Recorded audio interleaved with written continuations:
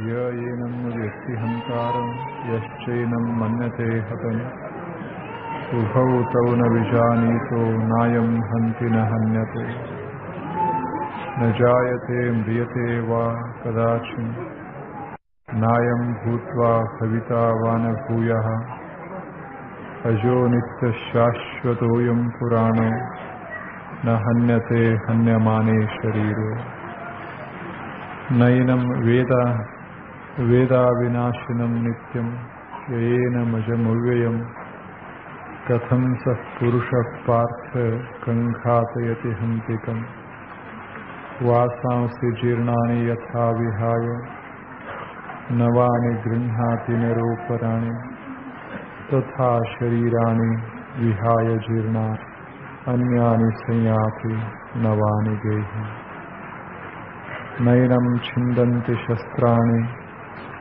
ನೈನಂ ದಹತಿ ಪಾವಕಃ ನ ಚೈನಂ ಕ್ಲೇದಯಂತ್ಯಾಪೋ ನ ಶೋಷಯತಿ ಮಾರುತಃ. ಎಲ್ಲರಿಗೂ ವಂದನೆಗಳು. ಭಗವದ್ಗೀತೆ 14-15 ಮಂತ್ರಗಳು, 2ನೇ ಅಧ್ಯಾಯ. ಭಗವದ್ಗೀತೆಯಲ್ಲಿ 18 ಅಧ್ಯಾಯಗಳು. ಪ್ರತಿಯೊಂದು ಅಧ್ಯಾಯ ಯೋಗ ಅಂತ ಅನಿಸಿಕೊಂಡಿದೆ. ಅರ್ಜುನನ ವಿಷಾದ ಯೋಗ, ಸಾಂಖ್ಯಯೋಗ, ಕರ್ಮಯೋಗ, ಸನ್ಯಾಸ ಯೋಗ, ಹೀಗೆ ಪ್ರತಿಯೊಂದು ಅಧ್ಯಾಯಕ್ಕೆ ಯೋಗ ಯೋಗ ಅಂತ ಕರೆದಿದೆ. ಇಡೀ ಗ್ರಂಥ ಇದು ಯೋಗದ ಗ್ರಂಥ. ಏನು ಯೋಗ? ಯೋಗ ಅಂದರೆ ಚಿತ್ತದ ಸ್ಥಿರತೆ. ಯೋಗ ಅಂದರೆ ನಿಶ್ಚಲತ. ಇದು ಕಾಣಿಸ್ಲಿಕ್ಕಿಲ್ಲ. ಇಲ್ಲೊಂದು ಮೊಗ್ಗೆ ಅದ, ಇದು ಮೊಗ್ಗೆ ಅದ. ಈ ಮೊಗ್ಗೆ ನಾನು ಹೀಗೆ ಅಲಗಾಡಿಸ್ತೇನೆ, ಹೀಗೆ ಅಲಗಾಡಿಸ್ತೇನೆ. ಹೀಗೆ ಅಲಗಾಡಿಸಿದ್ರೆ ಅಯೋಗ ಅಂತ. ಏನಂತಾರೋ ಅಯೋಗ. ಅಲಗಾಟ ನಿಂತು ಹೀಗೆ ನಿಶ್ಚಲವಾಗಿ ಉಳಿತು ಅಂದ್ರೆ ಇದಕ್ಕೆ ಯೋಗ ಅಂತ.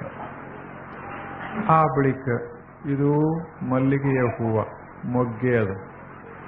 ಈ ಮೊಗ್ಗೆ ನಾನು ಹೀಗೆ ಸ್ಥಿರವಾಗಿ ಹಿಡಿದೇನೆ, ಆದರೆ ಇದರಲ್ಲಿ ಸ್ಥಿರತಾ ಇಲ್ಲ.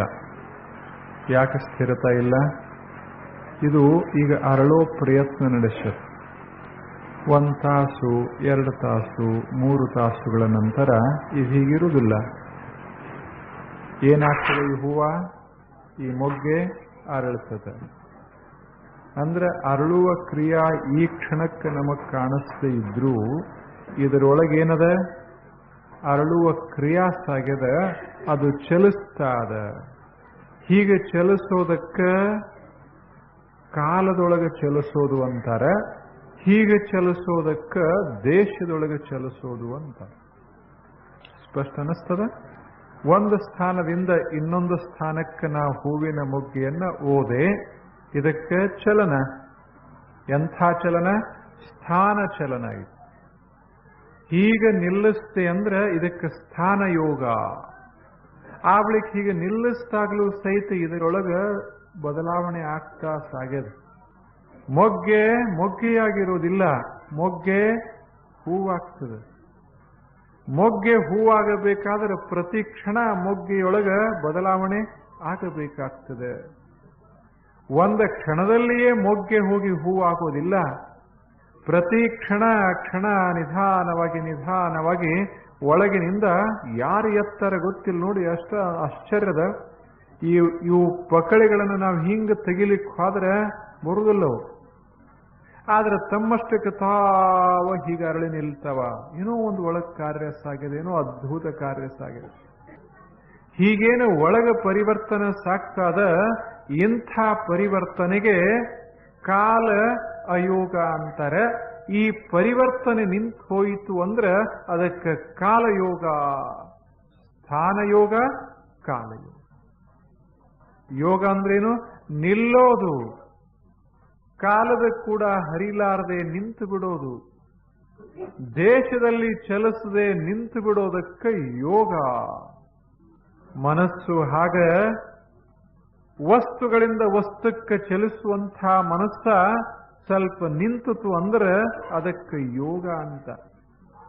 ನನ್ನ ಮನಸ್ಸ ಈ ಹೂವಿನಿಂದ ಈ ಹೂವಿನತ್ತ ಚಲಿಸ್ತದೆ.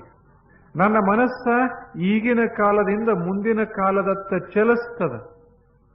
ಹೀಗ ಕಾಲದಲ್ಲಿ ಚಲಿಸ್ತದ, ದೇಶದೊಳಗೆ ಚಲಿಸ್ತದ. ಹೀಗೆ ಚಲಿಸುವ ಈ ಗುಣ ಆ ಮನಸ್ಸಿಂದ ಒಂದು ಕ್ಷಣ ನಿಂತು ಹೋಯಿತು ಅಂದ್ರೆ ಅದಕ್ಕೆ ಮನಸ್ಸಿಗೆ ಯೋಗ.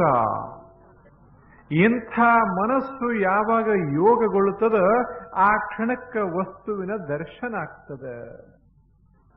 ವಸ್ತುವಿನ ದರ್ಶನ ಆಗ್ತದೆ. ನೋಡ್ರಿ, ಇದು ಮೊಗ್ಗ.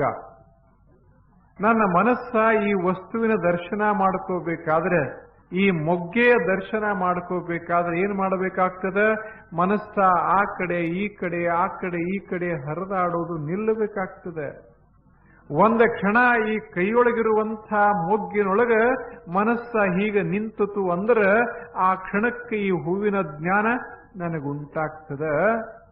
ಆ ಜ್ಞಾನ ಉಂಟಾಗಬೇಕಾತಂದ್ರೆ ಮನಸ್ಸ ಯೋಗಗೊಂಡದ. ಎಲ್ಲಿ ಯೋಗಗೊಂಡದ? ಈ ಹೂವಿನ ಮೊಗ್ಗೆಯೊಳಗ ಯೋಗಗೊಂಡದ, ನಿಂತದ.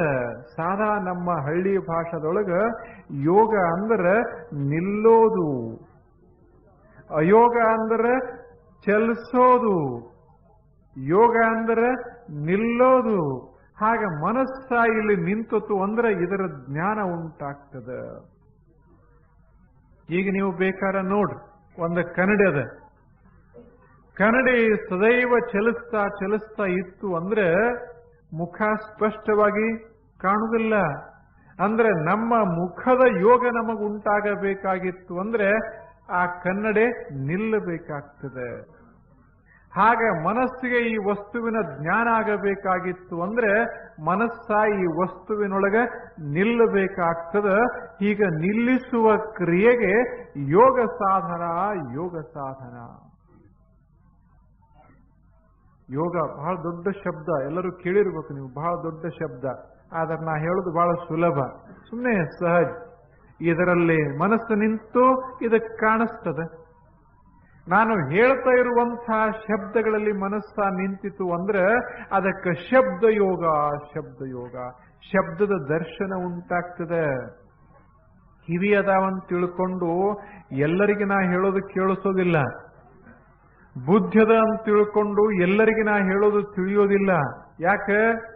ಯಾವಾಗ ಕಿವಿಯನ್ನ ಪ್ರವೇಶಿಸಿದಂಥ ಶಬ್ದದ ಮ್ಯಾಲ ಮನಸ್ಸ ನಿಲ್ತದ ಆವಾಗ ಶಬ್ದದ ಜ್ಞಾನ ಆಗ್ತದ. ಇಲ್ಲದೆ ಇದ್ರೆ ಶಬ್ದದ ಜ್ಞಾನ ಆಗುವುದಿಲ್ಲ. ಮನಸ್ಸ ಹರಿದಾಡ್ತಿತ್ತು ಅಂದ್ರೆ ಶಬ್ದದ ಜ್ಞಾನ ಹೆಂಗಾಗ್ತದ? ಈಗ ಇಲ್ಲಿ ನೀವೆಲ್ಲ ಬಂದು ಕೂತೀರಿ, ನಾನಂತೂ ಹೇಳಕ್ ಪ್ರಾರಂಭ ಮಾಡಿದ್ದೇನೆ. ನಾ ಹೇಳೋದು ಸ್ವಲ್ಪ ಕಠಿಣದ ಅಂತ ತಿಳ್ಕೊಳ್ಳಿ. ಈ ಕ್ಷಣಕ್ಕೆ ನಿಮ್ಮ ಮನಸ್ಸ ನಿಮ್ಮ ಅಂಗಡಿಗೆ ಹೋಗಿತ್ತು, ನಿಮ್ಮ ಹೊಲಕ್ಕೆ ಹೋಗಿತ್ತು, ನಿಮ್ಮ ಮನೆಗೆ ಹೋಗಿತ್ತು, ನಿಮ್ಮ ಮಕ್ಕಳ ಹತ್ತಿರ ತಿರುಗಾಡ್ತಿತ್ತು ಅಂದ್ರೆ ಅದೆಂಗೆ ಕೇಳಿಸ್ತದ? ನನ್ನ ಹೇಳೋ ಮಾತು ಅದೆಂಗೆ ಕೇಳಿಸ್ತದ? ಕೇಳಿಸಿದ್ರು ಸಹಿತ ಅದೆಂಗದು ತಿಳಿತದ? ತಿಳಿಯೋದಿಲ್ಲ. ಮನಸ್ಸಿಗೆ ತಿಳುವಳಿಕೆ ಬರಬೇಕಾಗಿತ್ತು ಅಂದ್ರೆ, ವಸ್ತುವಿನ ದರ್ಶನ ಉಂಟಾಗಬೇಕಾಗಿತ್ತು ಅಂದ್ರೆ ಮನಸ್ಸು ಒಂದು ಕ್ಷಣ ಹೀಗೆ ನಿಲ್ಲಬೇಕಾಗ್ತದೆ. ಹೀಗೆ ವಸ್ತುವಿನ ಸಮೀಪಕ್ಕೆ ಹೋಗಿ ಮನಸ್ಸ ನಿಲ್ಲೋದಕ್ಕೆ ಯೋಗ ಯೋಗ ಅಂತ ಕರೀತಾರೆ. ವಿಷಯದ ಸಮೀಪ ಹೋಗಿ ನಿಂತಿತು ಅಂದ್ರೆ ವಿಷಯ ಯೋಗ. ಆ ಬಳಿಕ ಆತ್ಮದ ಸಮೀಪಕ್ಕೆ ಹೋಗಿ ನಿಂತಿತು ಅಂದ್ರೆ ಆತ್ಮಯೋಗ ಆಗ್ತದೆ. ಮಾತ್ರ ಸ್ಪರ್ಶಾಸ್ತು ಕೌಂತೆಯ ಶೀತೋಷ್ಣ ಸುಖ ದುಃಖದಾಹ. 14ನೆಯ ಮಂತ್ರ ಇದು.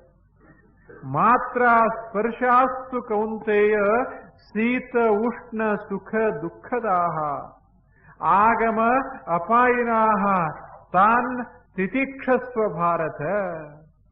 ನೋಡ್ಬೇಕು ಎಂಥ ಒಳ್ಳೆಯ ಮಾತುಗಳನ್ನ ಹೇಳಕ್ ಪ್ರಾರಂಭ ಮಾಡಿದಾನ ಕೃಷ್ಣ ಭಗವಂತ. ಈಗ ಆತ ಹೇಳ್ತಾನೆ ನೋಡ್ರಿ, ಸ್ವಲ್ಪ ಮಾತ್ರ. ಮಾತ್ರ ಅಂದ್ರೆ ಯಾವುದು? ಈಗ ಮನಸ್ಸದಲ್ಲ, ನಾ ಇಷ್ಟೊತ್ತಕ್ಕೆ ಹೇಳಿದ್ನಲ್ಲ, ಅದಕ್ಕೆ ಮಾತ್ರ ಅಂತಾರೆ. ಮನಸ್ಸು ಹೆಂಗೆ ಕೆಲಸ ಮಾಡ್ತದಂದ್ರೆ ಸ್ವತಂತ್ರಾಗಿ ಮನಸ್ಸು ಕೆಲಸ ಮಾಡ್ತದ, ಮತ್ತು ಇಂದ್ರಿಯಗಳ ಕೂಡ ಮನಸ್ಸು ಕೆಲಸ ಮಾಡ್ತದ. ಕಿವಿಯ ಕೂಡ ಮನಸ್ಸು ಕೆಲಸ ಮಾಡಿ ಶಬ್ದ ತಿಳ್ಕೋತದ. ಚರ್ಮದ ಕೂಡ ಮನಸ್ಸು ಕೆಲಸ ಮಾಡಿ ಸ್ಪರ್ಶವನ್ನ ತಿಳ್ಕೋತದ. ಕಣ್ಣಿನ ಕೂಡ ಮನಸ್ಸು ಕೆಲಸ ಮಾಡಿ ಆ ರೂಪನ್ನ ತಿಳ್ಕೋತದ. ನಾಲಿಗೆಯ ಕೂಡ ಮನಸ್ಸ ಯೋಗಗೊಂಡು ಹೊಂದಿಕೊಂಡು ರಸವನ್ನ ತಿಳ್ಕೋತದ. ಮೂಗಿನೊಂದಿಗೆ ಹೊಂದಿಕೊಂಡು ಗಂಧವನ್ನ ತಿಳ್ಕೋತದ. ಮನಸ್ಸ ಈ ಕಿವಿಯೊಂದಿಗೆ ಯೋಗಗೊಂಡಾಗ ಶಬ್ದ ದರ್ಶನ. ಮನಸ್ಸ ಚರ್ಮದ ಕೂಡ ಯೋಗ ಆಯಿತು ಅಂದ್ರೆ ಸ್ಪರ್ಶ ದರ್ಶನ. ಮನಸ್ಸ ಕಣ್ಣಿನೊಂದಿಗೆ ಯೋಗಗೊಂಡಿತು ಅಂದ್ರೆ ರೂಪದರ್ಶನ ಉಂಟಾಗ್ತದೆ. ಮನಸ್ಸ ರಸನದೊಂದಿಗೆ ಸಂಪರ್ಕಗೊಂಡಿತು ಅಂದ್ರೆ ಆ ರಸದರ್ಶನ ಉಂಟಾಗ್ತದೆ.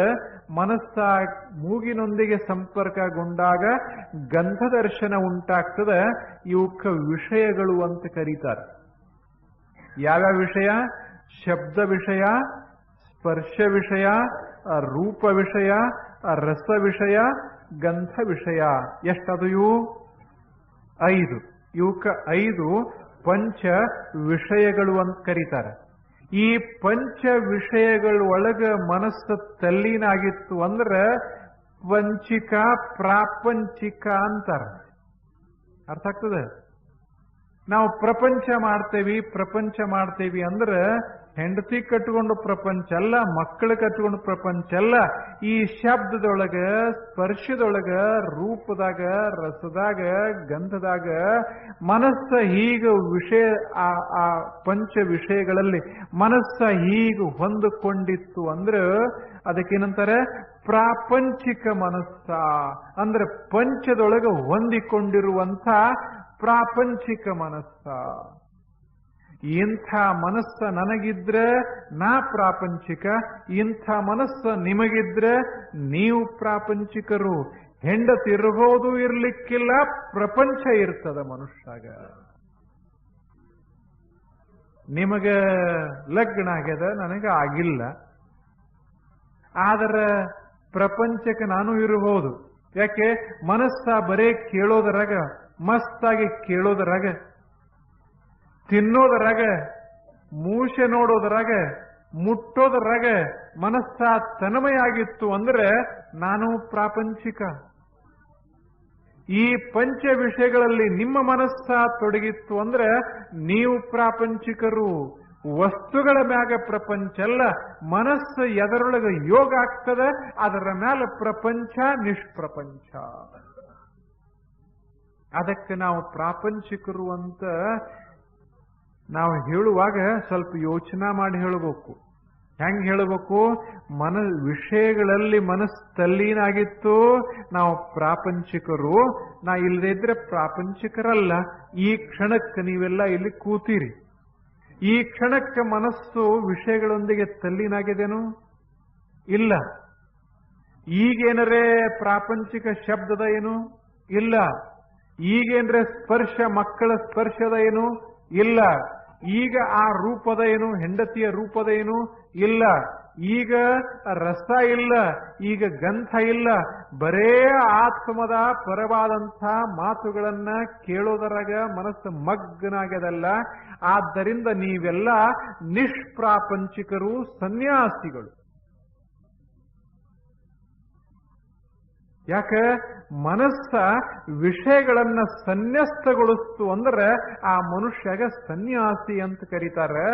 ಮನಸ್ಸ ವಿಷಯಗಳಲ್ಲಿ ರಕ್ತ ತಂದ್ರೆ ಆ ಮನುಷ್ಯನಿಗೆ ಅವನಿಗೆ ರಾಗಿ ಪ್ರಾಪಂಚಿ ಅಂತ ಕರೀತಾರೆ. ಈ ಕ್ಷಣಕ್ಕೆ ನೀವೆಲ್ಲ ಸನ್ಯಾಸಿಗಳು. ಇನ್ನೊಂದು ಕ್ಷಣಕ್ಕೆ, ಒಂದು ತಾಸಿನ ನಂತರ, ಇನ್ನೊಂದು 30-40 ನಿಮಿಷದ ನಂತರ ಮತ್ತೆ ಪ್ರಾಪಂಚಿಕರು. ಮತ್ತೆ ಮೊದಲಂತೆ ಬಾಳುವೆಗೆ ಹಣ್ಣಿಕೊಂಡೈದಿ ಹನೆ. ಮೊದಲ ಬರಾಗ ಒಂದು ಏನಿತ್ತಲ್ಲ ಪ್ರಪಂಚ ಇತ್ತು, ಆ ಪ್ರಪಂಚಕ್ಕೆ ಮನಸ್ಸು ಹೋಗಿ ಮತ್ತೆ ಹಿಂಗ ಆತ ನಿಲ್ತದಲ್ಲ, ಆವಾಗ ಪ್ರಪಂಚ. ಈಗಲ್ಲ. ಯಾವಾಗಲೂ ಮನುಷ್ಯ ಸನ್ಯಾಸಿ ಇರ್ತಾನೆ, ಯಾವಾಗಲೂ ಮನುಷ್ಯ ಗೃಹಸ್ಥ ಇರ್ತಾನಂತಲ್ಲ. ಗೃಹಸ್ಥ ಭಾವ ಇದ್ದಾಗ ಗೃಹಸ್ಥ, ಯಾವ ಭಾವನೆ ಇರಿದಾಗ ಸನ್ಯಾಸಿ. ಇದು ಸನ್ಯಾಸ ಶಬ್ದ. ಎಷ್ಟು ಸುಂದರ ಶಬ್ದದ. ನಮಗೆ ಹೆದರಿಕೆ ಆಗ್ತದ. ಸನ್ಯಾಸ ನಾವು ಅದೇ ಅಂತ ಹೇಳಕ್ ಹೆದರಿಕೆ ಆಗ್ತದ. ಕೃಷ್ಣ ಭಗವಂತಂತಾನ ಎಲ್ಲರೂ ಸನ್ಯಾಸಿಗಳೇ. ಯಾವ ಕ್ಷಣಕ್ಕೆ? ಯಾವಾಗ ಮನಸ್ಸ ಎಲ್ಲಾ ತ್ಯಾಗ ಮಾಡಿ ಇದರಲ್ಲಿ ನಿಂತು ಹೋಗ್ಯದ, ಶಾಂತ ಆಗ್ಯದ, ಈ ಕ್ಷಣಕ್ಕೆ ಮನುಷ್ಯ, ಪ್ರತಿಯೊಬ್ಬ ಮನುಷ್ಯ ಸನ್ಯಾಸಿ. ಇದು ಮಾತ್ರ ಸ್ಪರ್ಶಾಸ್ತು ಕೌಂತೆಯ. ಇಂಥ ಮನಸ್ಸ ಇದಕ್ಕೆ ಮಾತ್ರ ಅಂತ ಕರೆದಾರ. ಮನಸ್ಸು ಮತ್ತು ಇಂದ್ರಿಯ ಕೂಡಿದಾಗ ಮಾತ್ರ ಅಂತ ಕರೀತಾರೆ. ಕಣ್ಣ ನೋಟ, ನೋಟದ ವೃತ್ತಿ ಅದಕ್ಕೆ ಮನಸ್ಸಂತಾರೆ.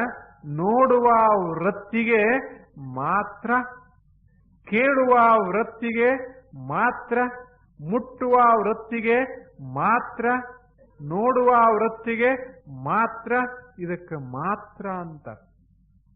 ನಮ್ಮ ಭಾಷಾದಾಗ ಹೇಳೋದಾದ್ರೆ ಮಾತ್ರ ಅಂದ್ರೆ ಮನಸ್ಸು. ಮನಸ್ಸೇ ಇದು ಮಾತ್ರ. ಮನಸ್ಸು ಏನ್ ಮಾಡ್ತದೆ? ಮಾತ್ರ ಸ್ಪರ್ಶಾಸ್ತು ಕೌಂತೆಯ. ಅರ್ಜುನ, ಮನಸ್ಸು ಏನ್ ಮಾಡ್ತದೆ? ಈ ವಸ್ತುವಿಗೆ ಹೋಗಿ ಹೀಂಗ ಹೊಂದ್ಕೋತದ, ಸ್ಪರ್ಶ ಆಗ್ತದೆ. Mind comes in contact with the sense object. ಮನಸ್ಸ ಕಣ್ಣಿನ ಮೂಲಕ ಹೊರಗೆ ಹರಿದು ಇದೊಂದೇನು ಹೂವಿನ ಹಾರ ಅದ, ಈ ಹೂವಿನ ಹಾರದ ಕೂಡ ಸ್ಪರ್ಶ ಆಗ್ತದ. ಹಾಗ ಸ್ಪರ್ಶ ಆಯಿತು ಅಂದ್ರೆ ಏನನಿಸ್ತದ? ಮಾತ್ರ ಸ್ಪರ್ಶಾಸ್ತು ಕೌಂತೆಯ ಶೀತ ಉಷ್ಣ ಸುಖ ದುಃಖದಾಹ. ಅವಾಗ ಏನಾಗ್ತದೆ? ಇದು ಸುಖ ಅನಿಸ್ತದ. ಯಾಕೆ? ಇದು ಬಹಳ ಮೃದುವದ. ಮನಸ್ಸ ಹೋಗಿ ಈ ಹೂವನ್ನ ಕಂಡಾಗ ಆ ಹೂವ ಬಹಳ ಸುಂದರ ಇರೋದರಿಂದ ಮನಸ್ಸಿನಲ್ಲಿ ಸುಖ ಅನಿಸ್ತದ. ಈ ಸ್ಪರ್ಶ ಬಹಳ ಮೃದುವಾಗಿರೋದರಿಂದ ಮನಸ್ಸಿಗೆ ಸುಖ ಅನಿಸ್ತದ. ಈ ಸುಖದ ಬೆನ್ನ ಹತ್ತಿ ಮನಸ್ಸ ಹರಿತದ. ಮಾತ್ರ ಸ್ಪರ್ಶಾಸ್ತು ಕೌಂತೆಯ ಶೀತ ಉಷ್ಣ ಸುಖ ದುಃಖದಾಹ. ಇದು ಶೀತ ಇತ್ತು, ಸ್ವಲ್ಪ ದುಃಖ ಅನಿಸ್ತದ. ಇದು ಉಷ್ಣ ಇತ್ತು, ಸ್ವಲ್ಪ ಸುಖ ಅನಿಸ್ತದ. ಹೀಗೆ ಒಂದೊಂದು ವಸ್ತು ಹಿತವಾಗಿತ್ತು, ಸುಖ ಅನಿಸ್ತದ. ಒಂದು ವಸ್ತು ಸುಖ ಕೊಡದಿದ್ರೆ ಅಹಿತವಾಗಿತ್ತು ಅಂದ್ರೆ ಅದಕ್ಕೆ ದುಃಖ ಅಂತ ಭಾವ ತಯಾರಾಗ್ತದೆ. ಯಾವಾಗ ಮನಸ್ಸ ಒಂದದಾಗಿದು ಗೊತ್ತಾಗ್ತದೆ. ಮನಸ್ಸ ವಿಷಯಗಳ ಕೂಡ ಹರಿತು ಅಂದ್ರೆ ಸುಖ ಪಡಿತದ, ಇಲ್ಲವೇ ದುಃಖ ಪಡಿತದ. ಸುಖ ಅಥವಾ ದುಃಖ ಪಡಿತದ. ಆದರೆ ಈ ಸುಖ ದುಃಖಗಳು ಹೆಂಗದಾವು? ಕೃಷ್ಣ ಭಗವಂತ ಹೇಳ್ತಾನೆ, ಈ ಸುಖ ದುಃಖಗಳು ವಸ್ತು ಅಲ್ಲ. ಸುಖ ದುಃಖಗಳು ವಸ್ತುವಿನಿಂದ ಬರೋದಿಲ್ಲ. ವಸ್ತುವಿನ ಸಂಪರ್ಕದಿಂದ ಸುಖ ಆಗ್ತದೆ, ವಸ್ತುವಿನ ಸಂಪರ್ಕದಿಂದ ದುಃಖ ಆಗ್ತದೆ. ಈಗಿದು ಹೂವದ. ನನ್ನ ಸಂಪರ್ಕ ಕೈಗೆ ಸಂಪರ್ಕ ಇರೋದರಿಂದ ನನಗೆ ಆನಂದ ಆಗ್ತದೆ, ಸುಖ ಆಗ್ತದೆ. ನಿಮಗ ಹಂಗಾಗುವುದಿಲ್ಲ. ಯಾಕೆ? ನಿಮ್ಮ ಸಂಪರ್ಕದಾಗ ಇದು ಬಂದಿಲ್ಲ, ನಿಮಗೆ ಸುಖ ಆಗುವುದಿಲ್ಲ. ನಿಮ್ಮ ಸಂಪರ್ಕದಾಗ ಇದು ಬಂತು ಅಂದ್ರೆ ನಿಮಗೆ ಸುಖ ಆಗ್ತದೆ, ನನಗೆ ದುಃಖ ಆಗ್ತದೆ. ಹಿಂಗ ಸುಖ ದುಃಖ, ಸುಖ ದುಃಖ ವಸ್ತು ಅಲ್ಲ. ಮನಸ್ಸ ಸುಖವನ್ನು ನಿರ್ಮಾಣ ಮಾಡ್ತದೆ, ಮನಸ್ಸ ದುಃಖವನ್ನು ನಿರ್ಮಾಣ ಮಾಡ್ತದೆ. ಹೆಂಡತಿ ಸುಖ ಅಲ್ಲ, ಮಕ್ಕಳ ಸುಖ ಅಲ್ಲ, ತಿನ್ನೋ ಪದಾರ್ಥ ಸುಖ ಅಲ್ಲ. ಅದು ಸುಖಗೊಳಿಸೋದು ಈ ಮನಸ್ಸ. ಸುಖಗೊಳಿಸೋದು ಮನಸ್ಸ.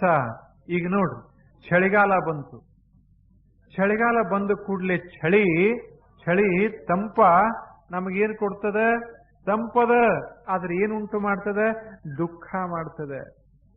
ಆದ್ರೆ ಅದೇ ಬ್ಯಾಸಿಗೆ ಕಾಲದಾಗ ಆ ತಂಪ ಗಾಳಿ ಬಂತು ಅಂದ್ರೆ ಸುಖ ಆಗ್ತದೆ. ಗಾಳಿ ಅದು ತಂಪಾದ ಗಾಳಿ. ಇವಾಗ ಬೀಸಿದರೆ ದುಃಖ ಅನಿಸ್ತದೆ, ಅವಾಗ ಬೀಸಿದರೆ ಸುಖ ಅನಿಸ್ತದೆ. ಎಷ್ಟು ಅಂತರಾತು ಹೇಳಿ. ಘಟನಾ. ಸೀತಾದೇವಿಯನ್ನ ಜನಕ ಮಹಾರಾಜನ ದರ್ಬಾರದೊಳಗ ಕಂಡಾಗ, ಮಿಥಿಲಾದಲ್ಲಿ ಕಂಡಾಗ ಎಂಥ ಆನಂದ ಆಗಿತ್ತು. ಆನಂದ ಆಗಿರ್ಲಿಲ್ಲ? ಕಣ್ಣ ಸ್ಪರ್ಶ ಮಾಡಿದ್ದು ರಾಮ ಹುಚ್ಚಾಗಿದ್ದು. ಸೀತಾದೇವಿಯ ಸೌಂದರ್ಯವನ್ನ ಕಂಡಾಗ ರಾಮ ಮುಗ್ಧಾಗಿ ಬಿಟ್ಟ. ಅಷ್ಟು ಒಳಗೆ ಸಂತೋಷದ ತೆರೆಯಾಡ್ಲಿಕ್ಕೆ ಪ್ರಾರಂಭ ಆತು. ಆತ ಇದೇ ಸೀತಾ ಅಲ್ಲಿ ಎಲ್ಲೇ ರಾವಣ ಓದು ಬಳಕ ಪಾಪ ಸೀತಾದೇವಿ ಅಷ್ಟು ದಿನಗಳ ಕಾಲ ರಾಮನ ಬರವಿಗಾಗಿ ಹಗಲ ರಾತ್ರಿ ರಾಮಧ್ಯಾನದಲ್ಲಿ ಮಗ್ನಳಾದಂಥ ಸೀತಾದೇವಿಯನ್ನ ಯುದ್ಧ ಮಾಡಿದ ನಂತರ ಹೀಗೆ ಕರ್ಕೊಂಡು ಬಂದು ನಿಲ್ಲಿಸ್ತಾರ. ಆ ಕ್ಷಣಕ್ಕೆ ರಾಮನಿಗೆ ಸುಖ ಆಗಲಿಲ್ಲ, ಸಂಶಯ ಬಂತು ತಲೆಯಾಗ. ಸುಖ ಆಯ್ತೇನು? ಸುಖ ಆಗಲಿಲ್ಲ. ಒಂದು ವೇಳೆ ಸೀತಾದೇವಿಯ ದರ್ಶನನೇ ಸುಖ ಆಗಿತ್ತು ಅಂದ್ರೆ ಈಗೂ ಸುಖ ಆಗಬೇಕಾಗಿತ್ತು, ಆಗಲಿಲ್ಲ. ಸಂಶಯ ತೆರಿ ಆಡ್ಕೊಳ್ಳ. ನೀನು ಶುದ್ಧ ಅಂತ ನಾ ಹೆಂಗ್ ತಿಳ್ಕೋಬೇಕು ಅಂದ ತಲೆಯಾಗ ಸಂಶಯ ಹೊತ್ತಿತ್ತು. ಅದೇ ಸೀತಾದೇವಿ ಅಷ್ಟೇ ಮುಗ್ಧವಾದಂಥ ಭಾವ, ಅಷ್ಟೇ ಸುಂದರಳಾದಂಥ ಸೀತಾದೇವಿ.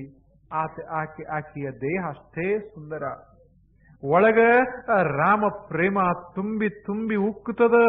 ಇಂಥ ಸೀತಾದೇವಿ ಹೇಗದಾಳ ಹಾಗೆ ಅದಾಳ. ಆದ ರಾಮನ ದೃಷ್ಟಿ ಬದಲಾತು. ರಾಮನ ದೃಷ್ಟಿ ಬದಲಾತು. ಹಂಗ ನೀವ ರಾಮ ಅಂತ ತಿಳ್ಕೊಳ್ರಿ, ನಿಮ್ಮ ಹೆಂಡತಿನ ಸೀತಾದೇವಿ ಅಂತ ಇಟ್ಕೊಳ್ರಿ. ಮೊದಲನೇ ದಿವಸ ಏನು ಲಗ್ನ ಆತೋ ಹಿಂಗ ಅಕ್ಷತಾ ಒಗದರೋ ಆ ಪಟ ತೆಗೆದ ಬಳಕೆ ನೋಡಿದ ಕೂಡ್ಲೆ ನಿಮಗೇನು ಒಂದು ಆನಂದ ಆಗಿತ್ತೋ ಈಗ ಹೋಗಿ ಮುದುಕರಾಗಿ ಹೋಗಿ ನೋಡಿದಾಗ ಆನಂದ ಆಗ್ತದೆ. ಅದು ಹೋತದು, ಸುಖ ಹೋತು, ಉಳಿಲಿಲ್ಲ. ಯಾಕೆ? ವ್ಯಕ್ತಿ ಅದ, ನೀವು ಅದಿರಿ, ಅದೇ ಕಣ್ಣ, ಅದೇ ಮನಸ್ಸ, ಅದೇ ಭಾವ, ಅದರ ದೃಷ್ಟಿ ಬದಲಾಗ್ಯದ. ಅಂದ್ರೆ ಸುಖ ವಸ್ತುವಿನೊಳಗ ಪಕ್ಕ ಇಲ್ಲ, ಸುಖ ವಸ್ತುವಿನ ಸಂಪರ್ಕದೊಳಗಿರ್ತದ ಅಂಥ ಸುಂದರ ಮಾತು ಹೇಳ್ದ. ನೋಡಬೇಕು ಕೃಷ್ಣ ಭಗವಂತ ಎಷ್ಟು ಅದ್ಭುತ ಸಂಗತಿಗಳನ್ನ ವರ್ಣಿಸ್ತಾನೆ. ಮಾತ್ರ ಸ್ಪರ್ಶಾಸ್ತು ಕೌಂತೆಯ ಶೀತೋಷ್ಣ ಸುಖ ದುಃಖದಾಹ ಆಗಮ ಪಾಯಿನಾಹ. ಮುಂದೊಂದು ಶಬ್ದ ಬಳಸ್ದ ಅರ್ಜುನ. ಈ ಸುಖಗಳು ಬರ್ತಾವ, ಸುಖಗಳು ಹೋಗ್ತಾವ. ಯಾರ ಜೀವನದಾಗನೇ ಇರ್ಲಿ, ಕಾಯಂ ಸುಖ ಬಂದು ವಸ್ತಿ ಹಾಕತಪ್ಪ ಮನ್ಯಾಗಂತದ ಏನು? ದುಃಖ ಬಂದ ಕಾಯಂ ಮನೆಯೊಳಗ ವಸ್ತಿ ಹಾಕ್ತಂತದ ಏನು? ಇಲ್ಲ. ಕೆಲವು ಕಾಲ ಸುಖ ವಾಸ ಮಾಡ್ತದೆ, ಕೆಲವು ಕಾಲ ದುಃಖ ವಾಸ ಮಾಡ್ತದೆ. ಈಗ ನಿಮಗ ಪಗಾರ ಆತು ಅಂತ ತಿಳ್ಕೊಳ್ಳಿ, 1,000 ರೂಪಾಯಿ ಪಗಾರ ಆತು, ಕಿಶೆ ತುಂಬಿತು. ತುಂಬಿದ ಕೆರೆ ಬಾವಿ ತುಂಬಿದಂತಿರುವವೇ. ಏನು ಕಿಶೆ ತುಂಬ್ಯದ 1,000ದ್ದು ಹಂಗ ಇರ್ತದ? ಅದು ಇರುದಿಲ್ಲ. ಮನೆಗೆ ಬರುವುದರಾಗ ಸ್ವಲ್ಪ ಖಾಲಿ ಆಗ್ತದೆ, ಮನೆಗೆ ಬಂದ ಬಳಿಕ ಸ್ವಲ್ಪ ಖಾಲಿ ಆಗ್ತದೆ. ಮುಂದೊಂದು 4-8 ದಿವಸದಾಗ ಮತ್ತೆ ಮೊದಲ ಹೆಂಗ ಪಾಕೆಟ್ ಇತ್ತೋ ಅದೇ ರೀತಿ ಪಾಕೆಟ್ ಆಗ್ತದೆ. ಇಟ್ ಈಸ್ ಎಂಟಿ. ಅದ ಕೃಷ್ಣ ಭಗವಂತಂತಾನ ಇದರ ಮೇಲೆ ಭರವಸೆ ಇಡಬೇಡ ಅರ್ಜುನ, ಇದು ಬರ್ತದ ಇದು ಹೋಗ್ತದ, ಇದರ ಮೇಲೆ ಯಾಕೆ ಭರವಸೆ ಇಡ್ತೀಯ? ಇಲ್ಲ, ಎಷ್ಟು ಚಂದ ಮಾತು ಹೇಳ್ತಾನೆ. ಇದರ ಮೇಲೆ ಇಡಬೇಡ. ಇದು ಇಟ್ಟಿ ಅಂದ್ರೆ ಕಾಯಂ ಇರೋದಲ್ಲ. ಇದು ಸುಮ್ಮನೆ ಹಿಂಗ ತುಂಬದಂಗ ಆಗ್ತದೆ, ಆ ಬಳಿ ಖಾಲಿ ಆಗ್ತದೆ, ತುಂಬದಂಗ ಆಗ್ತದೆ, ಖಾಲಿ ಆಗ್ತದೆ. ಹಂಗ ಸುಖ ಮನುಷ್ಯನಾಗ ತುಂಬದಂಗ ಆಗ್ತದೆ, ಆದ್ರೆ ಕಾಯಂ ಇರುವುದಿಲ್ಲ. ದುಃಖ ಮನುಷ್ಯನಾಗ ತುಂಬದಂಗ ಆಗ್ತದೆ, ಆದ್ರೆ ಅಲ್ಲೇ ಇರುವುದಿಲ್ಲ. ಆಗಮ ಅಪಾಯಿನಃ ಅಂದ್ರೇನು? ಬರ್ತದ ಹೋಗುತ್ತದ, ಬರ್ತದ ಹೋಗ್ತದ. ಅರ್ಜುನ, ಬರ್ತದ ಹೋಗ್ತದ. ಏನು ಇದೇನು ಸುಖ ಅದ, ಇದು ಬರ್ತದ, ಒಂದ ಕ್ಷಣ ಇರ್ತದ, ಆ ಬಳಿಕ ನಿಮ್ಮ ಪರ್ಮಿಷನ್ ಕೇಳಿ ಹೋಗೋದಿಲ್ಲ. ತನಗೆ ಯಾವಾಗ ಹೋಗಬೇಕನ್ನಿಸ್ತದ ಹೋಗಿ ಬಿಡ್ತದ. ಯಾರ ಸುಖ ಯಾರ ಅಪ್ಪಣೆ ಕೇಳಿಕೊಂಡು ಬರುವುದೂ ಇಲ್ಲ, ಯಾರ ಸುಖ ಯಾರ ಅಪ್ಪಣೆ ಕೇಳಿಕೊಂಡು ಹೋಗೋದು ಇಲ್ಲ. ಇಲ್ಲ ಹಂಗ ನಿಮ್ಮ ಪರ್ಮಿಷನ್ ಕೇಳ್ತಿತ್ತು ಅಂದ್ರೆ ನೀವ್ ಹೆಂಗ್ ಕೊಡ್ತೀರಿ ಪರ್ಮಿಷನ್? ಸುಖ ಬ್ಯಾಡಪ್ಪ ಹೋಗುವಂತ ನೀವು ಪರ್ಮಿಷನ್ ಕೊಡಕ್ ಸಾಧ್ಯದ ಏನ? ಇಲ್ಲ, ಹಂಗಾಗುದಿಲ್ಲ. ಅದು ಯಾರಿಗೆ ಕೇಳುದಿಲ್ಲ. ಸುಮ್ಮನೆ ಬರ್ತದ, ಸುಮ್ಮನೆ ಹೋಗ್ತದ. ಮಜಾ ಅದ. ಇದಕ್ಕ ಪ್ರಪಂಚ ಅಂತಾರೆ. ಬಹಳ ಸುಂದರ ಇದು. ಇದು ಮಜಾ ಮಜಾ ನೋಡ್ಬೇಕು ಹೆಂಗದ. ಇದು ಸುಖ, ಇದು ದುಃಖ.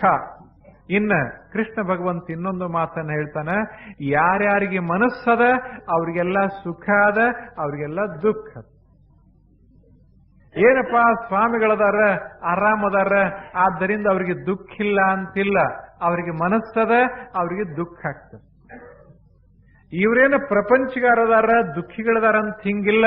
ಇವರಿಗೆ ಮನಸ್ಸದ, ಆದ್ದರಿಂದ ಇವರಿಗೆ ಸುಖ ಆಗ್ತದ. ಸ್ವಾಮಿಗಳಿಗೂ ಸುಖ ಆಗ್ತದೆ, ಸ್ವಾಮಿಗಳಿಗೂ ದುಃಖ ಆಗ್ತದೆ. ನಿಮಗೂ ಸುಖ ಆಗ್ತದೆ, ನಿಮಗೂ ದುಃಖ ಆಗ್ತದೆ. ಈ ಸುಖ ದುಃಖ ಅನ್ನೋದು ಯೋಗಿಗಳಿಗಿಲ್ಲ, ಭೋಗಿಗಳಿಗೆ ಅಷ್ಟೇ ಅದ ಅಂತಲ್ಲ. ಎಲ್ಲೆಲ್ಲಿ ಮನಸ್ಸದ ಅಲ್ಲೆಲ್ಲ ಸುಖ ದುಃಖ ಅದ. Wherever there is the mind, there is the pain and the pleasure. If I have the mind, I have to have the pains and pleasures. From the sense-object contact ಆಗಬೇಕಾಗ್ತದೆ. ಕಣ್ಣದ ಅಂದಾಗ ಸುಮ್ಮನೆ ಇರ್ತದೇನು? ಕಣ್ಣ ಇಲ್ಲ, ಒಂದು ವಸ್ತುವನ್ನ ಸ್ಪರ್ಶ ಮಾಡ್ತದೆ. ಕಣ್ಣ ನೋಡಿದ ಕೂಡಲೇ ಸುಖರೇ ಆಗ್ತದೆ, ದುಃಖರೇ ಆಗ್ತದೆ. ಹಂಗ ನೋಡಿದ ಕೂಡಲೇ ಶುರುವಾಗೇ ಬಿಡ್ತದೆ. ನಮ್ಮ ಪ್ರಶ್ನೆ ಇಲ್ಲ, ಅದ ಮನಸ್ಸಿನ ರಚನೆ ಹಂಗದ. ಹಂಗ ಸುಖ ದುಃಖ, ಸುಖ ದುಃಖ, ಸುಖ ದುಃಖ. ಹೋಳಿಗೆ ಊಟ ಮಾಡಕತ್ತೇನ ಆನಂದ ಆಗ್ತದೆ. ಆ ಬಳಿಕ ಹೆಂಡತಿ ಹೇಳಿದ್ಲು, ಸಾಲಗಾರರು ಕೇಳಕ್ ಬಂದಿದ್ರು ಅಂತ ಹೇಳಿದ್ಲು, ದುಃಖ ಆಗ್ತದ. ಹೋಳಿಗೆ ರುಚಿ ಕಡಿಮೆ ಆಗ್ತದ, ಹೋಗ್ತದ. ಬರ್ತಾರ, ಹೇಳಿದ್ಲು ಹೆಂಡತಿ, ಈಗ ಒಂದ್ ತಾಸ್ನಾಗ ಬರ್ತಾನಂತ ಹೇಳ್ಯಾರ, ಕೊಟ್ಟೇ ತೀರ್ಬೇಕಂತ ಹೇಳ್ಯಾರ ಅಂತ ಹೇಳಿ ಹೋಳಿಗೆ ನೀಡಿದ್ಲು. ಹೆಂಗ ರುಚಿ ಆಗ್ತದ ಹೋಳಿಗೆ? ಹೆಂಗ ರುಚಿ ಆಗ್ತದ? ಆಗುದಿಲ್ಲ, ರುಚಿ ಆಗುದಿಲ್ಲ. ಅದ ರುಚಿ ಆಗಬೇಕಾಗಿತ್ತು ಅಂದ್ರೆ ಏನಾಗಬೇಕಾಗ್ತದೆ? ಮನಸ್ಸ ಯೋಗಗೊಳ್ಳಬೇಕಾಗ್ತದೆ. ಅದನ್ನು ಮುಂದೆ ಹೇಳ್ತಾನೆ, ಬಹಳ ಸುಂದರ ಹೇಳ್ತಾನೆ. ಮನಸ್ಸು ಅಪಾಯಿನಾಹ, ಮನುಷ್ಯನೇ ನೀವು ಶ್ರೀಮಂತರಿರ್ರಿ ಬಡವರಿರ್ರಿ, ಆದ್ರೆ ಒಂದು ತಲೆಯೊಳಗಿರ್ಲಿ, ನಿಮಗೆ ಬರುವಂತಹ ಸುಖ ಖಾಯಿಮಲ್ಲ, ನಿಮಗೆ ಬರುವಂತಹ ದುಃಖ ಖಾಯಿಮಲ್ಲ. ಆದ್ದರಿಂದ ಸುಖವನ್ನು ನೆಚ್ಚಿನೂ ಇರಬಾರದು, ದುಃಖವನ್ನ ಟೀಕಿಸಿನೂ ಇರಬಾರದು. ಸುಖ ಬಂದಾಗ ಸುಖಾನುಭವ, ದುಃಖ ಬಂದಾಗ ದುಃಖ ಅನುಭವ. ಆದ್ದರಿಂದ ಎಲ್ಲರೇ ಹೋಗಿ ಈಗ ಮಾಡ್ತೇವಲ್ಲ, ಒಂದು ಉದ್ಬತ್ತಿ ತಗೊಂಡವ್ರೆ ಹೋಗಿ ಒಬ್ಬ ಸ್ವಾಮಿಗಳ ಹತ್ತಿರ ಹೋಗಿ ನಮಸ್ಕಾರ ಮಾಡಿ ಒಂದು ಕಾಯಿ ಅವ್ರ ಕೈಯಾಗ ಕೊಟ್ಟು ಹೇಳಿ, ನಮಗೆ ಬಹಳ ದುಃಖದ, ಪ್ರಪಂಚ ಬಹಳ ಕೆಟ್ಟದ, ತಾವು ಅನುಗ್ರಹಿಸಬೇಕು ಅಂತ ಹೇಳಿ ಅವರೊಂದು ಕಾಯಿ ತಿರುಗಿ ಕೊಡ್ತಾರೆ. ಹಿಂಗ ಮಾಡಿದರೆ ದುಃಖ ಹೋಗ್ತದೆ ಅಂತ ತಿಳ್ಕೊಂಡ್ರೇನು?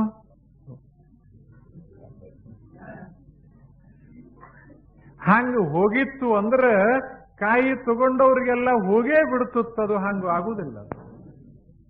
ಸಾಕ್ಷಾತ್ ಭಗವಂತ ಕೃಷ್ಣನೇ ಹೇಳ್ತಾನೆ ಅದು ಹೋಗುದಿಲ್ಲ ಅಂತ. ಅಂದ್ರೆ ನಾವೇನು ಹೋಗಿಸಬಲ್ಲೆವಿ ಹೇಳಿ? ಹಂಗ ನಮ್ಮ ಸಮಾಧಾನಕ್ಕೆ ನಾವು ಕೊಡೋದದ, ನಿಮ್ಮ ಸಮಾಧಾನಕ್ಕೆ ನೀವು ತಗೊಳ್ಳೋದದ.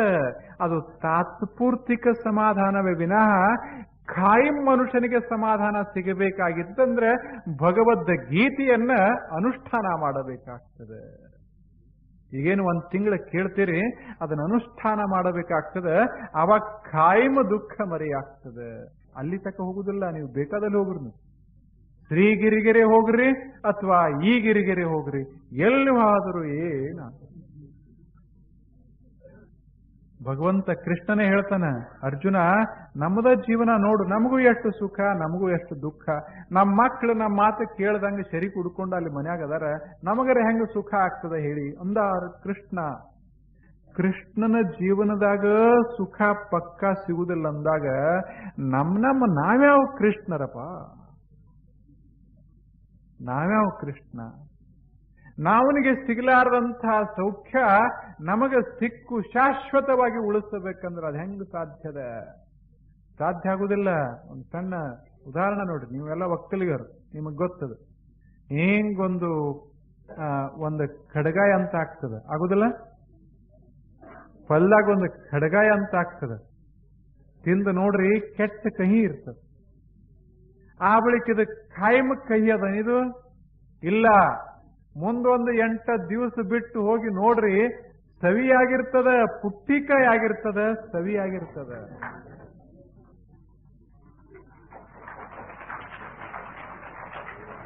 ಅದು ಕಾಯಿಮೇನದು? ಅದೇನು ಮೊದಲಿತ್ತಲ್ಲ ಕಹಿ, ಕಾಯಿಮೇನು ಇಲ್ಲ. ಅವಾಗ ನೀವು ಕಹಿ ಅದ ಅಂತ ನೀವು ಹಿಂಗೆ ಟೀಕಿಸಿ ಬಿಟ್ರ ಆ ಹಣ್ಣು ಹೇಳ್ತದ, ನನ್ನಲ್ಲಿ ಕಹಿತನ ಅದಲ್ಲ, ಇದು ಶಾಶ್ವತ ಅಲ್ಲ, ಶಾಶ್ವತ ಅಲ್ಲ, ನನ್ನ ಹರ್ಕೋ ಮನಿಗೊಯ್ ನೋಡು, 4 ದಿವಸ ಬಿಟ್ಟು ನೋಡು ಹೆಂಗಾಗ್ತೀನಿ ನೋಡು ಅಂತಂತಿರ್ತದ.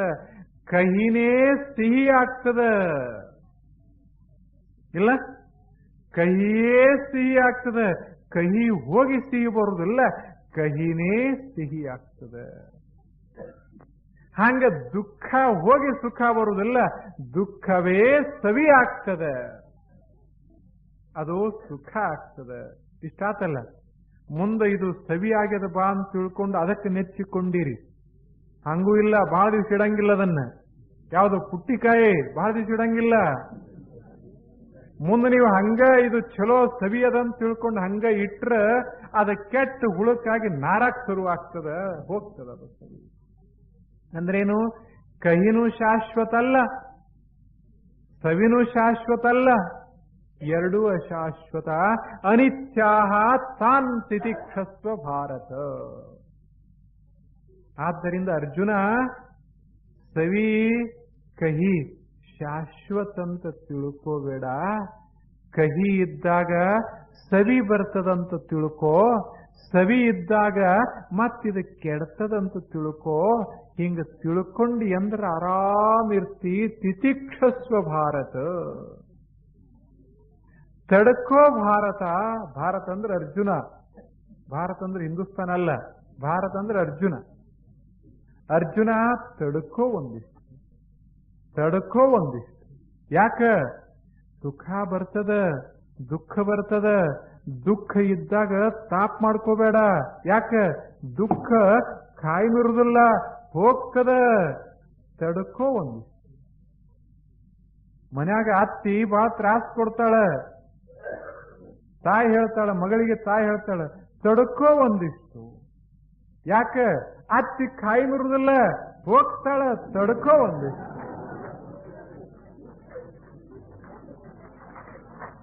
ಯಾಕೆ ಅಷ್ಟ್ಯಾಕೆ ತ್ರಾಸ ಮಾಡ್ಕೋತಿ? ಯಾರು ಹೇಳ್ತಾರ? ತಾಯಿ ಹೇಳ್ತಾಳ. ಯಾಕೆ? ಆಕೆಗೆ ಅನುಭವದ, ಅನುಭವದ. ಆಕೆ ಮಗಳಿಗೆ ಹೇಳ್ತಾಳ, ವಿರೋಧ ಮಾಡಬಾರ್ದ. ಕಷ್ಟ ಇದ್ದಾಗ, ಅತ್ತಿ ಕಾಟಿರುವಾಗ ಕಾಟ ತಡ್ಕೊಂಡೇ ಮುಂದೆ ಅತ್ತಿ ಆಗುದಿರ್ತದ. ಅದಕ್ಕೆ ತಡ್ಕೋ, ತಡ್ಕೋ, ತಡ್ಕೋಬೇಕು. ತಿತಿಕ್ಷಸ್ವ ಭಾರತ. ತಿತಿಕ್ಷ ಅಂದ್ರೆ ತಡ್ಕೊಳ್ಳೋದು. ಸಾದಾ ಕನ್ನಡ ಶಬ್ದ ನಾ ಬಳಸೋದು ಬಹಳ ಸಾದಾ ಗ್ರಾಮೀಣ ಶಬ್ದ, ಸಂಸ್ಕೃತ ಕಡೆ ಹೋಗಲ್ಲ, ಆ ಪ್ರಶ್ನೆ ಬೇರೆ. ತಿತಿಕ್ಷಸ್ವ ಅಂದ್ರೆ ತಡ್ಕೋ. ತಡ್ಕೊಳ್ಳೋದಂದ್ರೆ ಸ್ವಲ್ಪ ಧೀರ್ತ, ಸ್ವಲ್ಪ ಧೀರ್ತ. ಯಾಕೆ?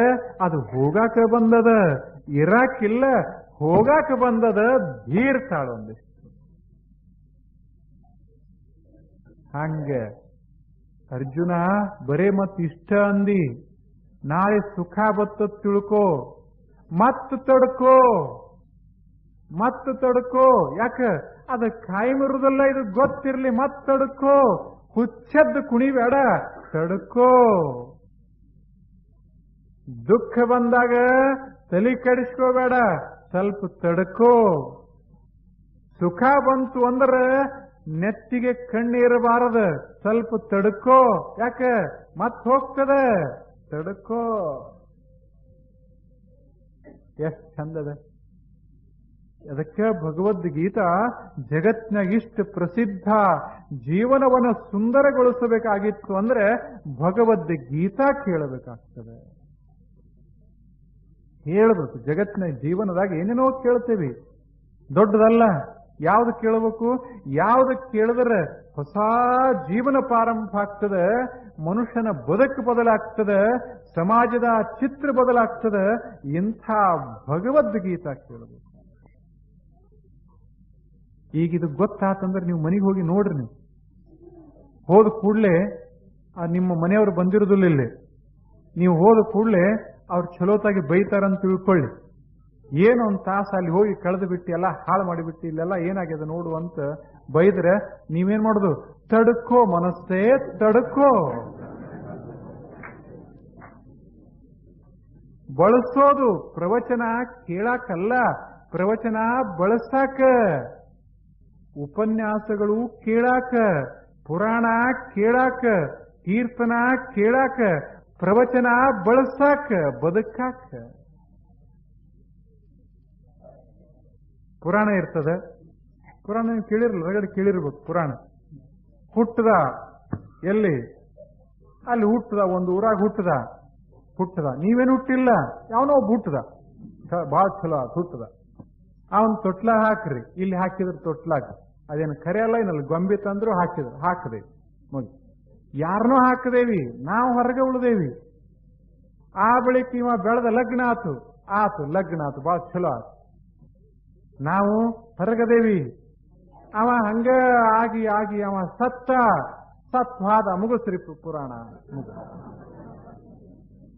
ಅವ ಸತ್ತ, ನಮಗೇನು ನೋಡ್ರಿ ಹೆಂಗದ. ಪುರಾಣ ಮುಗಿದ ಬಳಕ ಪ್ರಸ್ತಾವ ಮಾಡಿ ಸಾವಿರ ಜನರಿಗೆ ಅನ್ನ ಹಾಕಿ ಮಸ್ತಾಗಿ ಹೊಂಟ್ರು. ಯಾಕೆ? ನಾವು ಸತ್ತಿಲ್ಲ, ಯಾವನೋ ಒಬ್ಬ ಸತ್ತಾನ. ಇದು ಪುರಾಣ. ಯಾರನ್ನೋ ಹುಟ್ಟಿಸಿ, ಯಾರನ್ನೋ ಬೆಳೆಸಿ, ಯಾರನ್ನೋ ಲಗ್ನ ಮಾಡಿ, ಯಾರನ್ನೋ ಆ ಕಡೆ ಕಳಿಸಿ ಆರಾಮ ನಮ್ಮ ಮನೆಗೆ ಹೋಗ್ತೇವಲ್ಲ, ಇದಕ್ಕೆ ಪುರಾಣ ಅಂತ ಕರೆದಾರ. ಭಗವದ್ಗೀತಾ ಪುರಾಣ ಅಲ್ಲ ಇದು. ಭಗವದ್ಗೀತಾ ಗೀತಾ, ಆತ್ಮಗೀತಾ ಭಗವದ್ಗೀತಾ, ಜ್ಞಾನಗೀತಾ ಭಗವದ್ಗೀತಾ, ಇದು ಪ್ರೇಮಗೀತಾ ಭಗವದ್ಗೀತಾ, ಭಕ್ತಿಗೀತಾ ಭಗವದ್ಗೀತಾ. ಹೃದಯದಲ್ಲಿ ಅದ್ಭುತವಾದಂತಹ ಪ್ರಕಾಶ ಚೆಲ್ಲುವಂತ ಸುಂದರ ಗೀತಾ ಇದು ಭಗವದ್ಗೀತಾ. ಪ್ರಯತ್ನ ಪಟ್ಟರೆ, ಸ್ವಲ್ಪ ನಾವು ಮನಸ್ಸು ಮಾಡಿದರೆ ಎಲ್ಲಾ ಊರಿಗೂರು ಬದಲಾಗ್ತದೆ. ಇದು ಸೂತ್ರ ಗೊತ್ತಾಯ್ತಲ್ಲ. ಈಗ ನೀವು ಮನೆಗೆ ಹೋಗ್ರಿ, ಮನಸ್ಸಿಗೆ ಹೇಳೋದು ತಡ್ಕೋ. ಇದು ಬಹಳ ಪ್ರೀತಿಸಿದ್ರೆ ಅಂತ ತಿಳ್ಕೊಡ್ರಿ. ಹೋದ ಕೂಡಲೇ ನಿಮ್ಮ ಕಾಲಿಗೆ ನೀರು ಕೊಟ್ಟು, ಬಿಸಿನೀರ ಕೊಟ್ಟು ಒಳಗೆ ಕರ್ಕೊಂಡು ಹೋಗಿ ಆರಾಮಾಗಿ ಅದು ಒಂದಿಷ್ಟು ಕೂಡಿಸಿ ಅಲ್ಲಿಂದೆಲ್ಲ ಸಾವಿಗೆ ಮಾಡಿ ತುಪ್ಪ ಹಾಕಿ ಎಲ್ಲ ಮಾಡಿ ಹಿಂಗಿಟ್ಟು ಉಂಡ್ರಿ ಅಂತ ಹೇಳಿದ್ರಂದ್ರೆ ಮನಸ್ಸಿಗೆ ಹೇಳ್ರಿ, ಮನಸ್ಸೇ ಇದು ಸುಖ ಹೋಗುತ್ತದ, ಸುಖ ಹಿಂಗ ಇರುವುದಿಲ್ಲ, ನಾಳೆ ತಕ್ಕಿರುವುದಿಲ್ಲ.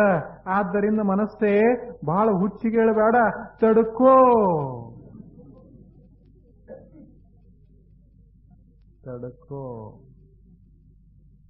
ಹಿಂಗ ಸಾವಿಗೆ ಹಾಕದವ್ರೆ ನಾಳೆ ಹಂಗೂ ಮಾಡ್ತಾರೆ. ಆವಾಗೂ ತಡ್ಕೋ, ಇವಾಗೂ ತಡ್ಕೋ. ಸುಖದಿಂದ ಹುಚ್ಚಾಗೋದನ್ನ ತಡ್ಕೋ, ದುಃಖದಿಂದ ತಲೆ ಕೆಡಿಸಿಕೊಳ್ಳೋದನ್ನ ತಡ್ಕೋ. ತಾನ ತಿತಿಕ್ಷಸ್ವ ಭಾರತ, ಅವುಗಳನ್ನ ಭಗವಂತ ಕೃಷ್ಣನೇ ಅರ್ಜುನನೇ ತಡ್ಕೋಬೇಕಪ್ಪ. ನಾನು ತಡ್ಕೋತೀನಿ, ನೀನು ತಡ್ಕೋ, ಎಲ್ಲರೂ ತಡ್ಕೋಬೇಕಾಗಿದೆ. ಪ್ರಪಂಚಂದ್ರ ತಡ್ಕೊಳಕನೇ ವಿನಃ ಪ್ರಪಂಚಂದ್ರ ಅದನ್ನ ನಾಶ ಮಾಡಾಕಲ್ಲ, ತಡ್ಕೊಳಕ.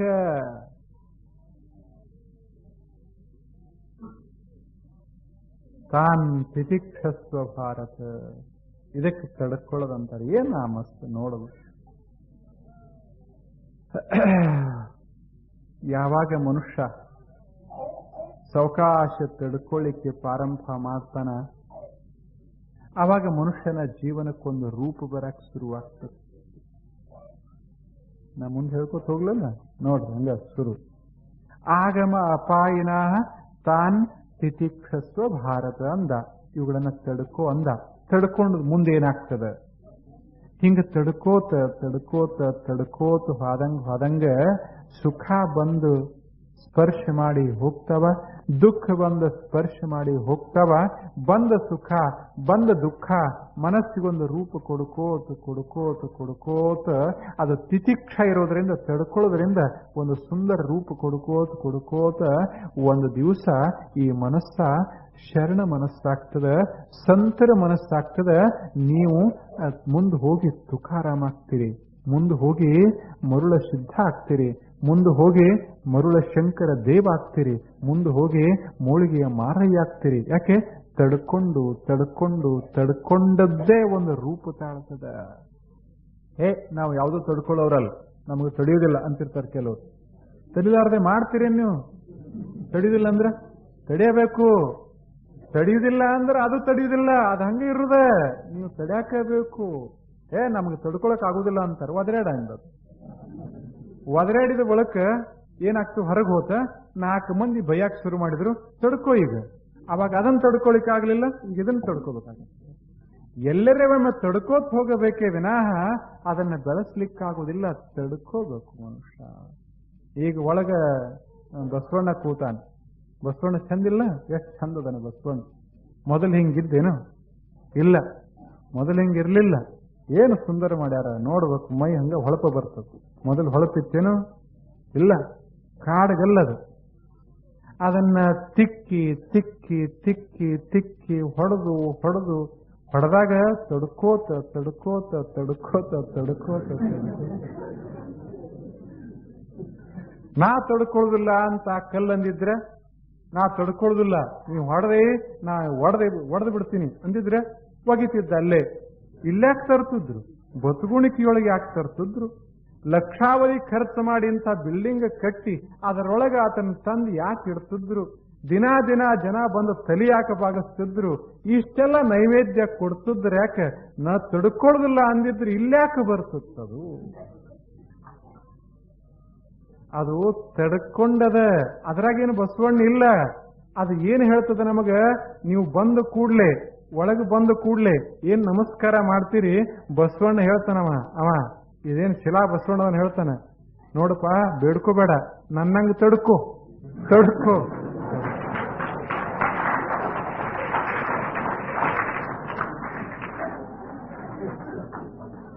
ಯಾಕೆ? ನಾನೇ ತಡ್ಕೊಂಡೀನಿ, ಅದಕ್ಕೆ ನೀನು ತಡ್ಕೋ.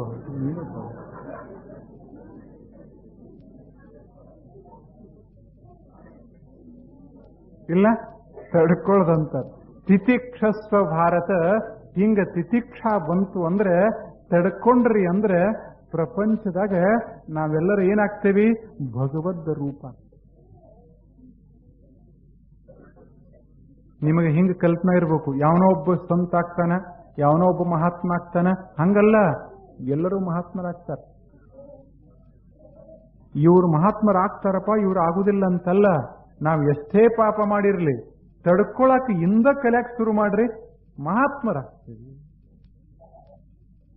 ಹಿಂದೇನಾದ್ರೂ ಆಗಿರ್ಲಿ, ಹಿಂದ ನಾನು ಕಳ್ಳತನ ಮಾಡಿರ್ಲಿ, ಹಿಂದ ನಾ ಸುಳ್ಳು ಹೇಳಿರ್ಲಿ, ಹಿಂದ ನಾನು ಯಾವುದೇ ಪಾಪ ಮಾಡಿರ್ಲಿ, ಅದರ ಅರ್ಥ ಇನ್ನು ಮುಂದೆ ಮಾಡೋದಂತಲ್ಲ ಹೇಳೋದು. ಹಿಂದ ಆಗಿದ್ದಾಗಿ ಹೋಗ್ಯದ, ಅದನ್ನ ನೆನಪು ಮಾಡಬೇಡ, ಅದನ್ನ ಬಿಡು. ಆ ಬಳಿಕ ಹಿಂದ ಮನಸ್ಸು ಮಾಡು. ಏನು? ಇನ್ನು ತಡ್ಕೊಳ್ಳೋದು, ಬರೀ ತಡ್ಕೊಳ್ಳೋದು ಅಂತ ಮನಸ್ಸ ಮಾಡಿ ಹಿಂಗ ಮನೆಗೆ ಹೋಗಿ ಶುರು ಮಾಡಿ, ಯಾರ ಸಮಾಜದೊಳಗೆ ಯಾರು ಏನಾದರೂ ಸಹಿತ ಮನಸ್ಸೇ ತಡ್ಕೋ. ಯಾರಿಗೆ ಹೇಳಬೇಡ್ರಿ, ಅವ್ರಿಗೆ ತಡ್ಕೊ ಅಂತ ಹೇಳುದಲ್ಲ. ನಾವು ಅಂತಿರ್ತೀವಿ ಹಂಗ, ತಡ್ಕೋಲ್ಲ ಅಂತಿರ್ತೀವಿ. ಅದೇ ಹೇಳಬೇಡ, ತಡ್ಕೋ, ಮನಸ್ಸೇ ತಡ್ಕೋ. ಎಲೆ ಮನವೇ, ನಿನ್ನ ನಿಜವ ಹೇಳುವಿಕೆ.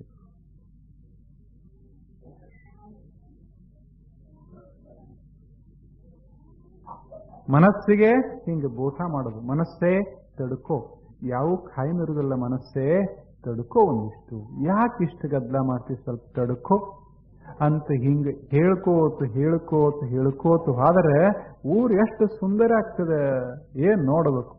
ಅಂಥ ಊರ ಇದು. ಬತುಗುಣಿಕೆ ಬಹಳ ಸುಂದರ ಊರು. ಎಷ್ಟು ಏಕತಾ ನಿಮ್ಮಲ್ಲೇ. ಎಷ್ಟು ಜನ ಹಿಂಗ್ ಸ್ವಚ್ಛಂದಾಗಿ, ದೊಡ್ಡವರಲ್ಲ ಸಣ್ಣವರಲ್ಲ, ಆ ಪಕ್ಷ ಅಲ್ಲ ಈ ಪಕ್ಷ ಅಲ್ಲ, ಕಾಂಗ್ರೆಸ್ ಇಲ್ಲ, ಜನತಾನೂ ಇಲ್ಲ, ಕಮ್ಯುನಿಸ್ಟ್ ಇಲ್ಲ, ಯಾವುದಿಲ್ಲ, ಸ್ವಚ್ಛಂದಾಗಿ ಮಗ್ಲ ಕೂತಿರಲ್ಲ. ಇದರೊಳಗಿರುವ ಆನಂದ ಮತ್ತೆಲ್ಲರೇ ಇರ್ತದೇನು? ಇರುವುದಿಲ್ಲ.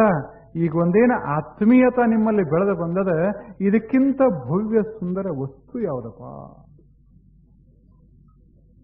ಮತ್ತಿಷ್ಟೆಲ್ಲ ಕೂತಿರಿ ಅಂತ ತಿಳ್ಕೊಂಡು ಭಗವದ್ಗೀತಾ ಸಾಗ್ಯದ. ಇಲ್ಲದೆ ಇದ್ರೆ ನೀವೇ ನಡೆಸುವರಿ ಅಂತ ಅವ್ರು ಹೊಂಟ್ರು ಹೆಣ್ಮಕ್ಳು. ನೀವೇ ನಡೆಸುವರಿ, ನೀವೇ ಕರೆಸಿರಿ, ನಾವೇನು ಪುರಾಣ ಕೇಳೋರನಂತ ನೀವು ಹೊರಟ್ರಿ. ಆ ಬಳಿಕ ಸ್ವಾಮಿಗಳು ಏನ್ ಮಾಡ್ತಾರೆ? ಅವರು ಹೋಗ್ತಾರೆ. ಯಾಕಂದ್ರೆ ಹಂಗಾಗುದಿಲ್ಲ.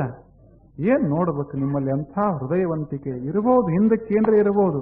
ಆದರೆ ಇಲ್ಲಿ ಕೂತಾಗ, ಇಲ್ಲಿ ಕೇಳಾಗ ಎಂಥ ಮನಸ್ಸಿನ ಸಮತೋಲನ. ಇದಕ್ಕೆ ತಿತಿಕ್ಷಾ ಅಂತ. ಇದು ತಿತಿಕ್ಷಾ. ಇಷ್ಟಾತಲ್ಲ, ಇಂಥ ತಿತಿಕ್ಷೆ ಇಷ್ಟು 14ನೇ ಸೂತ್ರ. ಆ ಬಳಿಕ ಸಮಯ ಆಗಿಬಿಟ್ಟದು ನೋಡಿ. ಆ ಬಳಿಕ ಸ್ವಲ್ಪ ಇನ್ನೊಂದು ಮಾತು ಹೇಳಿ ಮುಗಿಸ್ತೇನೆ. ಯಂ ಹಿನ ವ್ಯಥಯಂತೇತೆ ಪುರುಷಂ ಪುರುಷರ್ಷಭ. 15ನೇ ಸೂತ್ರ ಇದು ಮಂತ್ರ.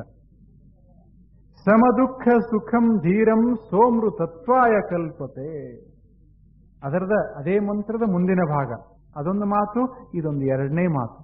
ಕೃಷ್ಣ ಮತ್ತೆ ಶುರು ಮಾಡ್ತಾನೆ. ಉಪದೇಶ ಬಹಳ ಜೋರು ಮಾಡ್ತಾನೆ. ಇಲ್ಲಿಂದ ಪ್ರಾರಂಭ ಆದ ಉಪದೇಶ 17-18 ಅಧ್ಯಾಯದ ತುಂಬ ಹಿಂಗ ಸಾಕ್ತದೆ. ಬಹಳ ಅಂಥ ಸುಂದರ ಮಾತು ಹೇಳ್ತಾನೆ. ನೋಡಬಹುದು, ಯಾವ ಉದ್ದೇಶ ಇಲ್ಲ. ಕೃಷ್ಣನ ಉಪದೇಶಕ್ಕೆ ಉದ್ದೇಶ ಯಾವುದಿಲ್ಲ. ಜಗತ್ತಿಗೆ ಹಿತ ಆಗಬೇಕು. ಇದಕ್ಕಿಂತ ಬೇರೆ ಉದ್ದೇಶ ಯಾವುದಿಲ್ಲ. ಏನಪ್ಪಾ ಇಷ್ಟೆಲ್ಲ ಜನರಿಗೆ ಹೇಳಿ ಏನರೇ ನಾನು ಪಡಿಬೇಕಂತ ಹಿಂಗಿಲ್ಲ. ಮಾನ ಪಡಿಬೇಕು, ಮರ್ಯಾದೆ ಪಡಿಬೇಕು, ಏನಾದರೂ ಗೌರವ, ಪ್ರತಿಷ್ಠೆ, ಮಾನಪತ್ರ, ಸಂಪತ್ತ ಗಳಿಸಬೇಕಂತ ಒಳಗಿತ್ತು ಅಂದ್ರೆ ಭಗವದ್ಗೀತಾ ಫಲಿಸೋದಿಲ್ಲ. ಕೃಷ್ಣ ಯಾವ ಉದ್ದೇಶ? ಸುಮ್ಮನೆ ಸ್ವಚ್ಛಂದಾಗಿ ಶುರು ಮಾಡಿದ. ಇಲ್ಲಿಂದ ಶುರು ಮಾಡಿ 700 ಶ್ಲೋಕಗಳನ್ನ ಹೇಳ್ಕೋತ್ ಹೋಗ್ತಾನ. ಏನ ಅದನ್ನ ನೋಡ್ಬೇಕು, ಕೇಳ್ಬೇಕು. ಒಮ್ಮೆ ಒಂದ ತಿಂಗಳನ್ನ ಹೇಳೋದು, 1 ತಿಂಗಳದಾಗ 1 ಅಧ್ಯಾಯ ಮುಗಿತದೆ. ಬಹಳ ಅದ.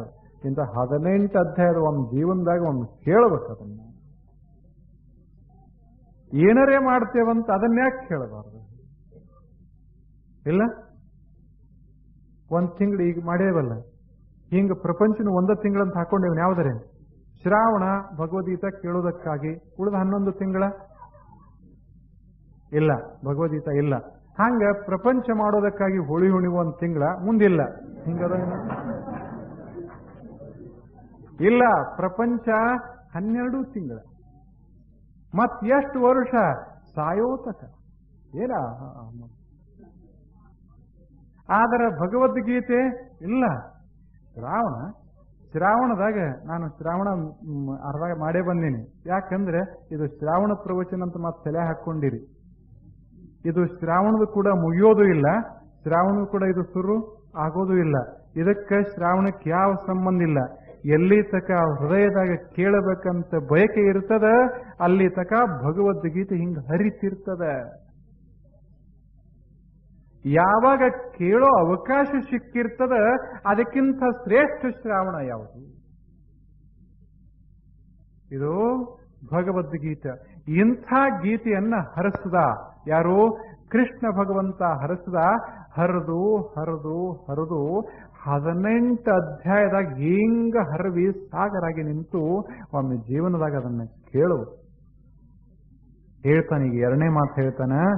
ಯಂ ಹಿನ ವ್ಯಥಯಂತೇತೆ ಪುರುಷಂ ಪುರುಷರ್ಷಭ.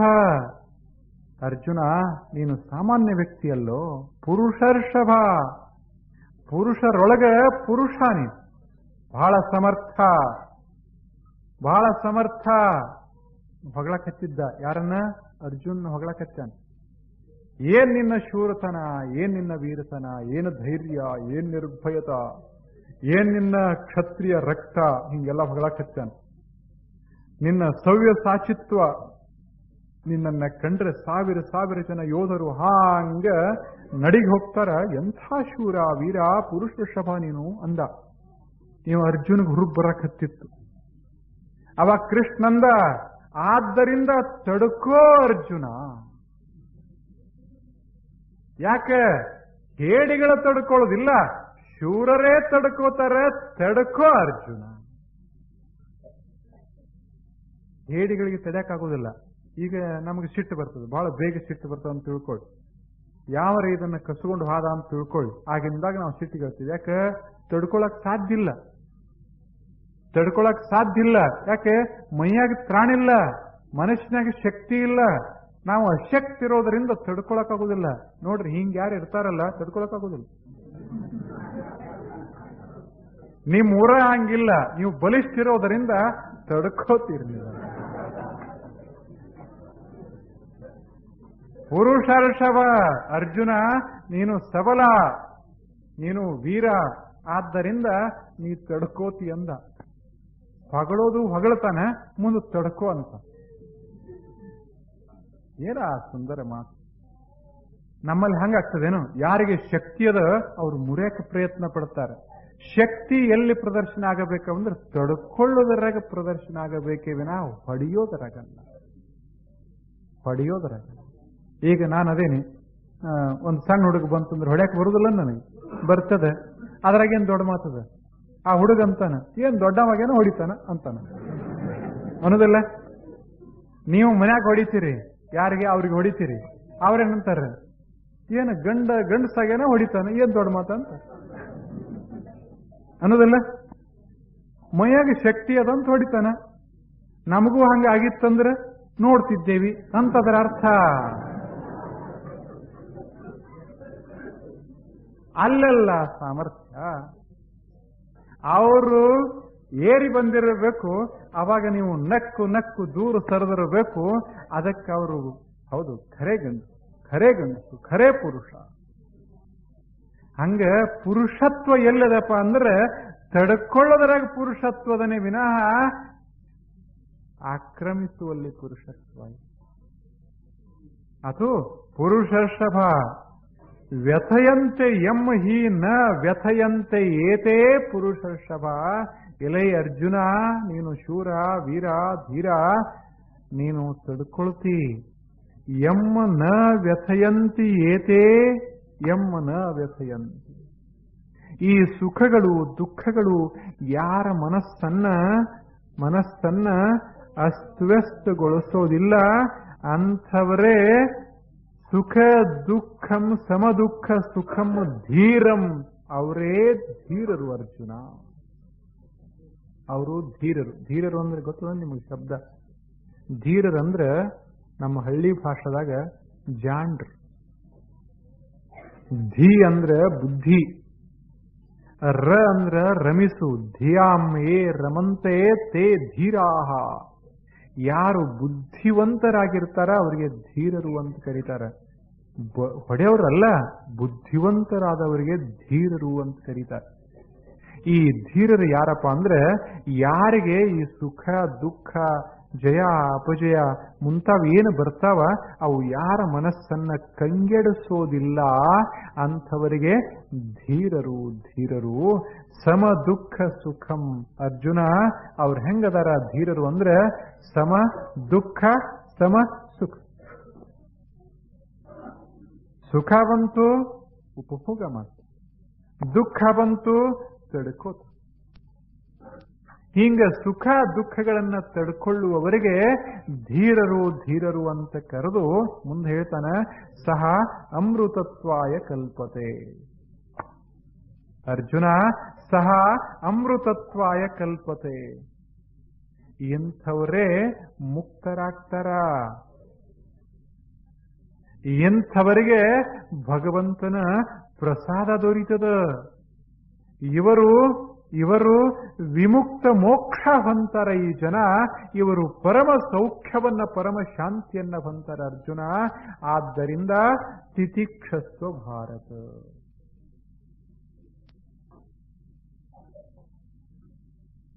ತಿತಿಕ್ಷಸ್ವ ಭಾರತ. ಆನಂತರ